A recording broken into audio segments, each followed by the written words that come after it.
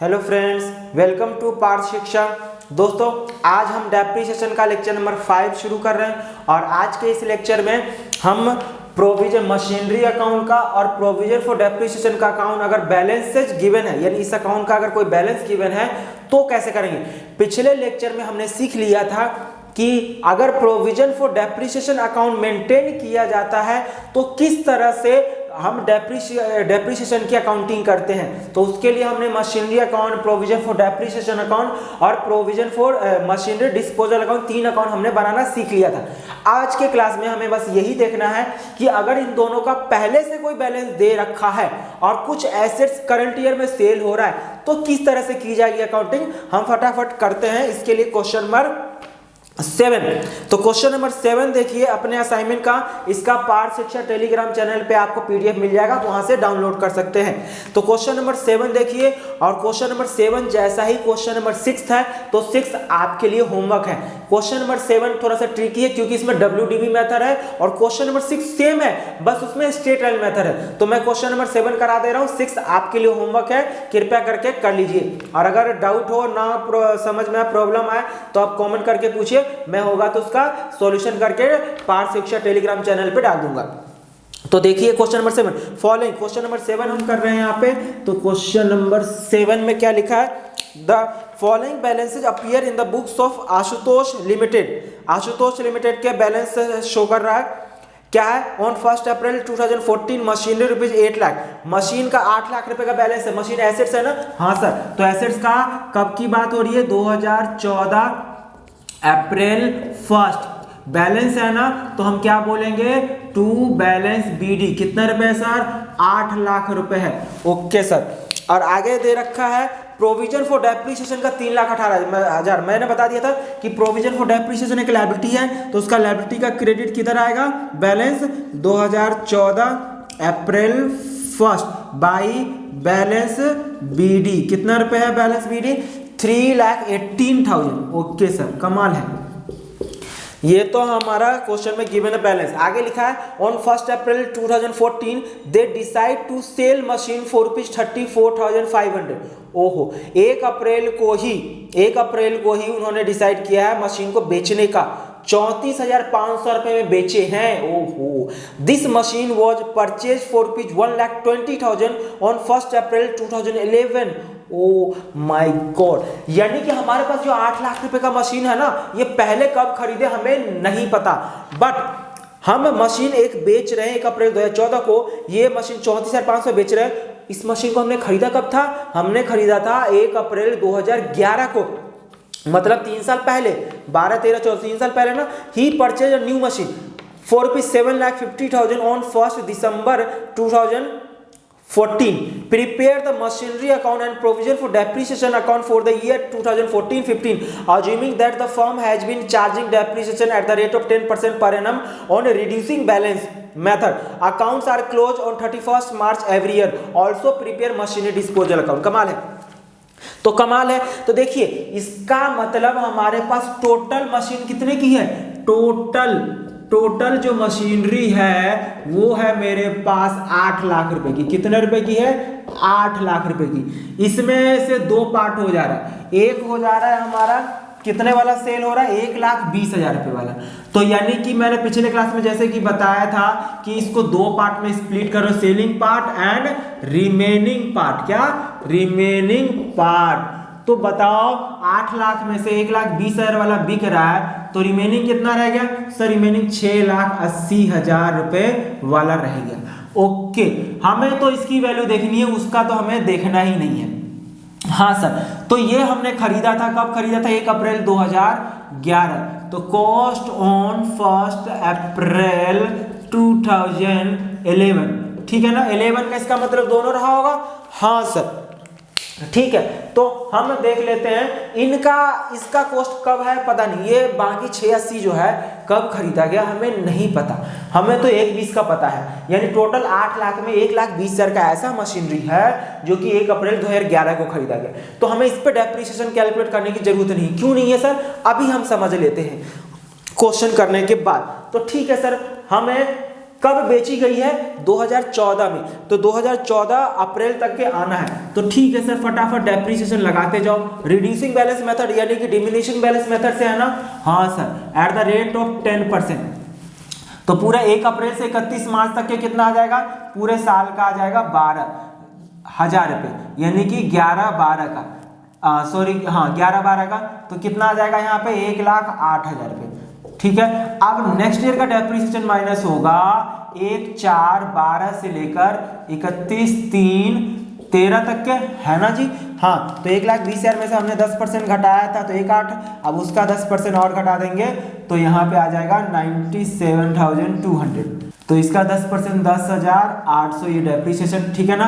तो अब ये है, अब इसमें से फिर से डेप्रिसिएशन माइनस करेंगे तो डेप्रिसिएशन क्या आ जाएगा? 1/4/13 से लेकर 31/3/14 तक के। तो इसका मतलब हमें 9720। तो अगर मैं 97,200 का 10% लेस कर दूं तो ये घटाने पे जो आएगा 87,480। ओ माय गॉड, इसका मतलब आ गया cost of selling part. Cost of selling part कितना आ गया दोस्तों? इतना आ गया। ओके, ठीक है ना? ये हमको समझ में आ गया? हाँ सर, ये तो समझ में आ गया। तो इसका मतलब हम बेचने वाली बात कर लेते हैं। तो जो बिकता है हम क्या करते हैं 2014 में, उसका इंफॉर्मेशन कहाँ भेजते हैं सर? हम उसका इंफॉर्मेशन डिस्पोजल में भेजते हैं। तो मशीनरी 2014 अप्रैल 1 क्या लिखा जाएगा? By machinery. देखो हमने सीखा था ना, क्या सीखा था सर? कि जो भी एसेट्स को बेचते हैं ना तो बाई बैंक पहले लिखते थे यहाँ पे, बैंक की जगह। अब उसको दे दे रहे मशीनरी डिस्पोजल, भाई तू बेच। तो जिसको भेज रहा हूँ कितने रुपए वाला मशीन? कॉस्ट 1,20,000 रुपये, ठीक है ना? यहाँ पे क्या लिखना होता है? कॉस्ट लिखना होता है। ओके सर, अब यहाँ पे आ जाएगा 2014 अप्रैल 1 क्या लिखा जाएगा? To machinery account. किससे आ रहा है ये? To machinery account. कितना रुपए? 1,20,000 रुपये। ओके सर, अब ये मशीनरी डिस्पोजल कहेगा कि भैया मशीनरी भैया ने तो 1,20,000 रुपये बता दिया कि कितने वाला मशीन बिकने के लिए आया है मेरे पास। अब इनसे पूछ रहा है कि भैया 1,20 पे ना टोटल डेप्रिसिएशन कितना लगा है? ये तो 3,18 तो टोटल 8 लाख पे है ना, 1,20 पे कितना? तो 1,20 पे देखो 3 साल का कितना है? 12,000, 10,800 और 9,720 रुपये। तो इसका मतलब मैं यहाँ पे लिख दूंगा अप्रैल 1 टू क्या लिखा जाएगा यहाँ पे भी? Machinery disposal account. कितना रुपए टोटल डेप्रिसिएशन है? सम कर लो जी। 12,000 रुपये है, 10,800 है और 9,720 रुपये। अगर मैं तीनों का सम कर दूं 32,520 रुपये। अब ये इधर आ जाएगा 2014 अप्रैल 1 बाई क्या लिखा जाएगा जी? Provision for depreciation account. कितना है? 32,520। हमने यही सीखा ना, क्रॉस। यहाँ क्रेडिट था तो डेबिट में आ गया नाम मशीनरी का, यहाँ डेबिट में है तो क्रेडिट में आ गया प्रोविजन फॉर डेप्रिसिएशन। अब इसने बेचा है तो पैसा इसके पास आएगा ना? हाँ सर, इसके पास आएगा। तो बेचने की एंट्री तो ये करेगा, तो पैसा आएगा तो बैंक अकाउंट, यानी कि यहाँ पे अप्रैल 1 कितने में बेच रहा है सर? ये बेच रहा है आपका 34,500 रुपये में। तो बताइए फायदा या घाटा? 1,20,000 रुपये था जिसमें से 32,520 रुपये डेप्रिसिएशन लग चुका है। तो अगर मैं घटा दूं 1,20,000 में से तो कितना बचा? 87,480 वाला आपने कितने में बेचे हो? 34,500 में। तो घाटे में बेचे हो ना, तो सर घाटे को क्या बोलते हैं? Profit and loss account. Bracket में लिख सकते हो loss on sale of machinery, ठीक है ना? या loss on sale of machinery भी डायरेक्ट लिखा जा सकता है। कितना रुपए का लॉस हो गया सर? लॉस हो गया आपका 34,500 में बेचे हो तो 52,000, कितने का? 52,980 का लॉस हो गया जी सर। कमाल है, ये अकाउंट तो हमारा कंप्लीट हो गया। ओके सर, खेल खत्म हो गया इस अकाउंट का। हाँ, इसमें कुछ था ही नहीं, इतना यहाँ से बीडी आ गया, ये यहाँ से आ गया और इतने में बेचा क्वेश्चन में लिखा हुआ है, तो ये बैलेंसिंग फिगर आ गया लॉस। अगर इधर बैलेंसिंग फिगर आता तो प्रॉफिट, सीधी सी बात है, बात खत्म। अब सर इस अकाउंट को भी क्लोज कर लेते हैं।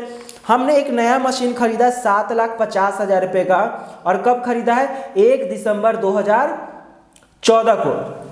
ठीक है, तो दिसंबर 2014 को टू बैंक कितने में खरीदा गया है? 7,50,000 रुपये का, तो 7,50,000। तो बताइए कितना आ गया? 15,50,000 रुपये। अब 15,50,000 रुपये में से कितना जा चुका है? 1,20,000 रुपये। तो घटा के लिख लीजिए बैलेंस CD 14,30,000 रुपये। अब ये बैलेंस CD कब आएगा? 2015 मार्च 31। कमाल है। ये अकाउंट तो सर क्लोज हो गया, 2 अकाउंट क्लोज हो गया, खेल अभी बाकी है। प्रोविजन फॉर डेप्रिसिएशन अकाउंट नहीं आया सर इसका टोटल। हाँ जी, अब 2014 के बाद डेप्रिसिएशन कब लगेगा? 1 अप्रैल के बाद। सर 2015 में कब लगेगा सर? मार्च 31 को। कब लगता है? मार्च 31 बाय डेप्रिसिएशन अकाउंट। अब सवाल ये है कि डेप्रिसिएशन कितने पे लगेगा, यही तो एक खेल है। तो जी वर्किंग नोट नंबर ये 1 था, ये वर्किंग नोट नंबर 1। अब वर्किंग नोट नंबर 2 की बात कर लेते हैं। Depreciation on remaining part. Depreciation, calculation of depreciation on remaining part for current year. ठीक है ना, करंट ईयर बोले तो 2014-15। अच्छा सर, अब बताओ टोटल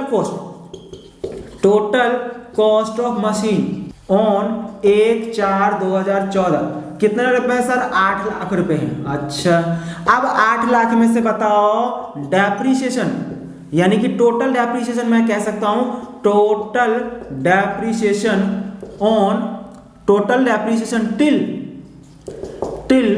1 अप्रैल 2014 कितने रुपए है सर? 3,18,000 रुपए। हम डिमिनिशिंग बैलेंस मेथड से जब कैलकुलेट करते हैं तो बताओ 1 अप्रैल को ओरिजिनल कॉस्ट, मेरे पास टोटल 8 लाख का एसेट था, और उसी डेट को इसी 8 लाख पे टोटल डेप्रिसिएशन 3,18,000 लग चुका है। ओ माय गॉड सर, इतना आसान है।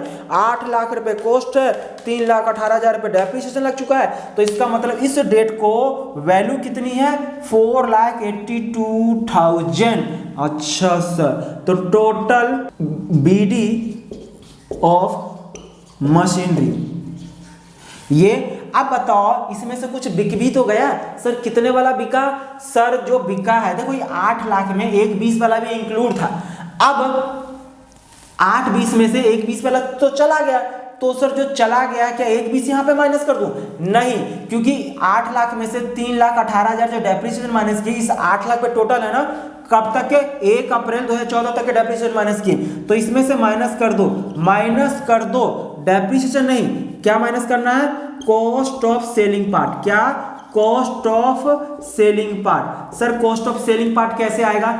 1/20 में से ये घटाने पर कितना आया था? देखो 87,480, तो ये घटा दो 87,480। अगर घटा दोगे 87,480 तो जो आपका आएगा 3,94,520, ये आपका आ गया डेप्रिसिएशन। इसी पे लगेगा 10%, इसी पे लगेगा 10%। तो देख लो जी, यहाँ पे हम लगा लेते हैं, कितना आ जाएगा? 3,94,520 का 10% तो आ जाएगा यहाँ पे 39,452। और दूसरा हमने नया खरीदा है कितने का? 7,50,000 का, तो 7,50,000 रुपये का 10% आएगा कितने महीने के लिए सर? 4 महीने। सर 1 दिसंबर से 31 मार्च आने में 4 महीने हैं, तो 7,50,000 का 10% इंटू में 4 डिवाइडेड बाई 12, 25,000 रुपये। तो बस कुछ नहीं करना, ख़त्म हो गया ये। 452 प्लस कर दो जी 64,452। अब इसका टोटल कर लीजिए 3,18,000 रुपये। 382,452 कंप्लीट हो गया ना। इसमें से घटा दो 32,520 वाला जा चुका है, तो जो बचेगा वो 349,932। ये आपका टू बैलेंस CD क्या है? ये टू बैलेंस CD 2015 मार्च 31। कमाल है ना, कंप्लीट हो गया। यही है खेल। अब स्ट्रेट लाइन मेथड में और आसान है, क्योंकि यहाँ पे जो हमने डेप्रिसिएशन माइनस किया हर साल का सेम होगा, तो वो बहुत आसान है। आप इसी मेथड को फॉलो करेंगे तो क्वेश्चन नंबर जो है हमारे असाइनमेंट का वो 6 वाला वो कंप्लीट हो जाएगा, आप कर पाएंगे। कमाल है ना दोस्तों। तो ये क्वेश्चन भी हमारा कंप्लीट हो गया। इसी तरह से क्लास 11th के लिए मेरी तरफ से जितना है आसान मतलब क्वेश्चन जिस तरह से एग्जाम में आते हैं वो मैंने कंप्लीट करा दिया है। अब इसका तो यहीं पे खत्म करते हैं। बीकॉम लेवल के जो स्टूडेंट हैं उनके में चेंज इन मेथड का क्वेश्चन आता है, तो वो चेंज मेथड वाला क्वेश्चन हम अगले लेक्चर में करेंगे। तो इसी के साथ आज की मुलाकात हम यहीं समाप्त करते हैं। Thank you so much.